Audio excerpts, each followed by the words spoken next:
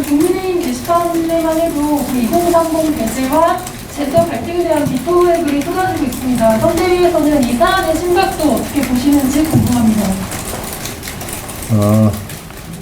선거를 하면서 모든 세대에 다 관심인데, 지금 말씀대로 2030 세대에는 굉장히 이슈에 대해서 아주 반응을 빠르게 하고 또 민감하게 하는 그런 성향, 특성이 있다는 것을 잘 알고 있습니다.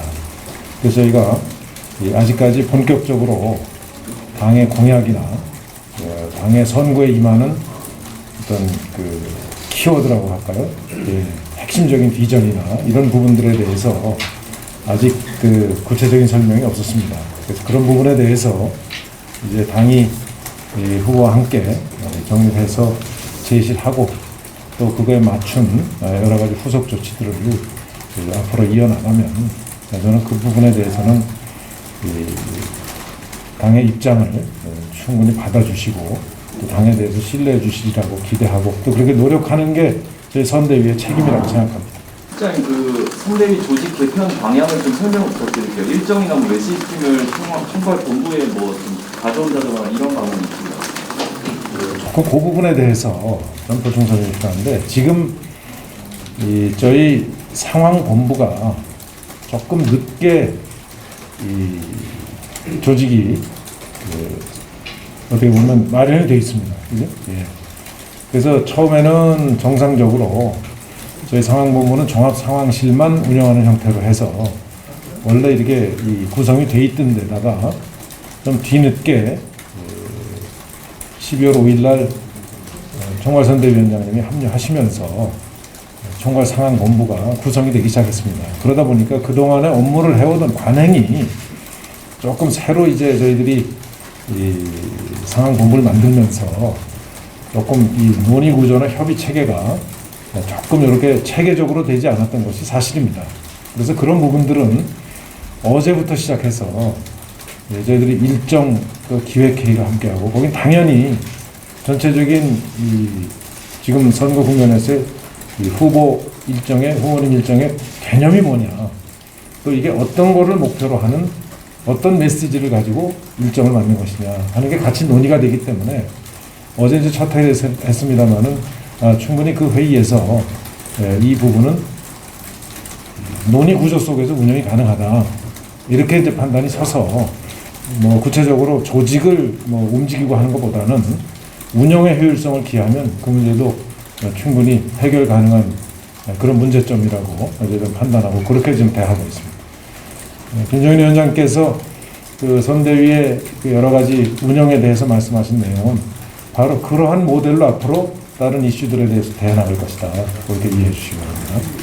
운영의 효율성이라고 말씀해 주셨는데 네. 운영의 효율성을 어떻게 하신다는 건지 조금 더 구체적으로 말씀해 주시면 그건 너무 실무적인 말씀인데.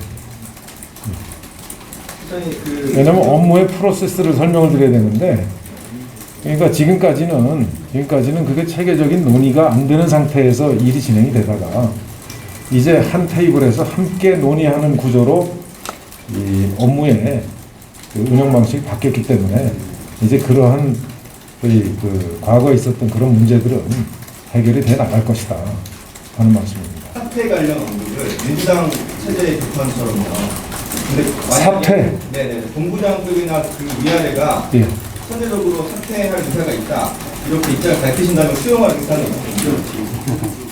지금 그 선대위 조직을 보면 대부분이 현장에서 각자의 주특기에 따라서 이 활동을 할 수 있게 되어 있는 조직 형태로 되어 있습니다. 분명히 말씀드리면 조직본부는 주호영 이 총괄본부장이 책임을 지고 총괄하고 있고 정책에 대해서는 원희룡 총괄본부장이 또 책임을 쥐고 있고 그런 체제로 운영되고 있습니다.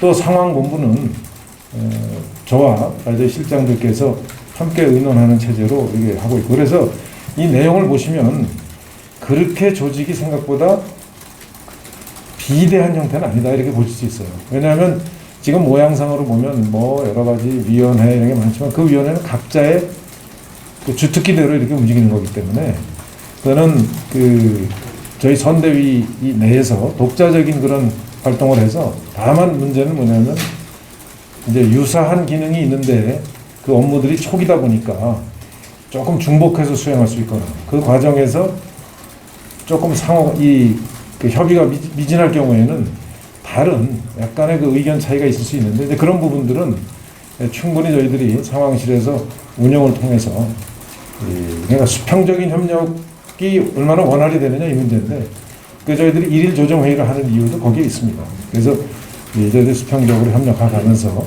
이제 유기적인 그런 업무 체계가 되도록 잡아나가고 있습니다.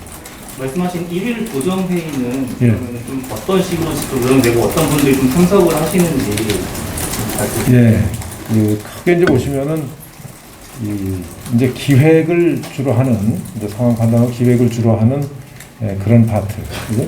그 다음에 이제 그 활동을 통해서 현장 활동을 통해서 그런 부분들이 이쪽에서 생각하고 있는 부분이 전달이 되고 또 전파가 되고 하는 이제 그런 활동이 있죠. 그래서 이 앞부분에 그 상황에 대한 판단과 그런 내용들을 좀 주관하는 그 업무는 총괄상황본부장이 이제 주관을 하고 또 권성동 그 사무총장은 당해 사무총장과 총괄지원본부장을 겸하고 있기 때문에 저와 같이 공동으로 운영을 하는 형태로 되어 있습니다.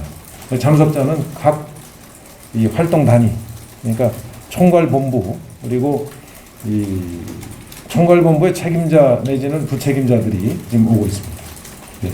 주로 총괄본부의 실무 책임자들이죠. 부책임자들이 그 참석을 하고 저하고 권성동 정장이 함께 공동으로 운영하는 형태로 되어 있습니다. 인맥관이 계속 문제가 됐는데 그 문제 정리 없이 근본적인 문제 해결이 좀 가능하다고 보시나요? 근데 저는 그 문제는 조금 그 용어가 만들어지고 또 그게 언론에 보도되면서 정확하게 실체를 사실 저도 모르겠습니다. 저도. 그래서 그 문제는 조금 저희들 그 업무 진행되는 걸 보시면서 좀 언론인 여러분들께서 판단을 해주시면 좋겠습니다. 솔직히 저는 이 총괄상황본부장으로 어떤 부분이 바로 그런 그 지적사항이 되고 있는지에 대해서 아직은 느끼지 못하고 있습니다. 일단 그 하시는 말씀이 효율적으로 운영했다를 말씀을 되풀이하고 계시거든요. 예. 근데 지금 말씀 들어보면은 기존에 있는 것을 변화보다 약간 조율의 방점이 찍혀 있는 것 같은데 그렇게 받아들여도 되겠습니다. 그러니까 변화라고 하는 거는 조직을 잃은 사람이 하는 거 아니겠습니까? 그죠? 예, 잃은 사람이 하는 거고 조직이 바뀐다고 해서 그게 곧 변화는 아니죠. 조직의 변화라고는 할 수 있지만 근데 저희들은 업무를 얼만큼 유기적인 협조하에서 효율적으로 해내느냐가 더 중요하다고 봅니다. 그래서 지금까지는 점으로 일하던 분들이 점으로 일하던 이런 체계가 이제 함께 연결을 해서 네트워크로 그 수평적 네트워크를 제가 강조하는 이유가 그렇게 해서 각자의 기능을 수행하면서 그 실무 단위에서 스스로 조율을 해내는 그런 논의 구조를 저희 상황본부가 중심이 돼서 만들어 나가고 있습니다. 뭐 예를 들어서 이제 지난번에 뭐 오늘 특검의 문제도 마찬가지인데 예를 들어서 과거 같으면은 어느 부서에서 이거 발표를 하고 할 텐데 지금 여기 원내에 법사위 나와 계십니다. 법사위에 위원님 나와 계시고 또 이 이슈가 중요하다고 해서 총괄위원장님이 직접 나서셨습니다. 아마 앞으로 여기에는 여러 가지 자료 수집, 신고 뭐 이런 거를 운영을 해야 되기 때문에 그런 걸 위해서 또 당을 관장하는 사무총장도 같이 아까 나왔었습니다. 이게 그렇게 이제 점으로 있던 것들이 서로 그렇게 협력 체제로 유기적으로 네트워크로 연결돼서 일하면 이건 충분히 극복 가능한 문제라고 생각합니다. 그래서 쉽게 말씀드리면은 이제 매트릭스 조직 형태로 우리 선대위는 움직인다 이렇게 설명드릴 수 있습니다. 조수진 담당이랑 이준석 대표의 갈등이 이번 주에 표출이 됐잖아요. 예. 근데 이거의 근본 원인이 예. 말씀하신 것처럼 각 본부들끼리 초반이라서 업무가 중복됐기 때문에 예. 비효율적이라서 이렇게 표출되게 된 거라 받고 최종으로 분석하시고 있는 건지 궁금해요. 이제 그러다 보니까 예를 들어서 부서 간에 조금 상황을 판단하는 기준, 이제 판단의 그 내용이 조금 방향성의 차이가 있을 수 있습니다. 그렇죠? 누구는 예를 들면 이렇게 대해야 된다고 보면 다른 쪽에서는 조금 예를 들어서 그거하고 다른 시각으로 접근해야 된다 하는 의견도 있고 그 내부적인 시각차는 얼마든지 저는 조율이 가능한 거로 봅니다. 그리고 그런 시각차는 끊임없이 발생합니다.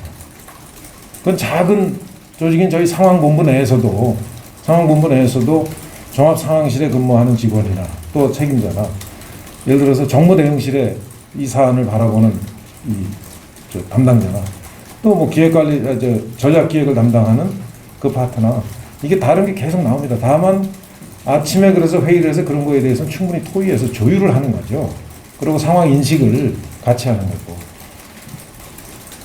그래서 그런 게 지금까지는 이제 이 시스템적으로 되지 않았는데 그 시스템적으로 그걸 되게끔 할 것이다.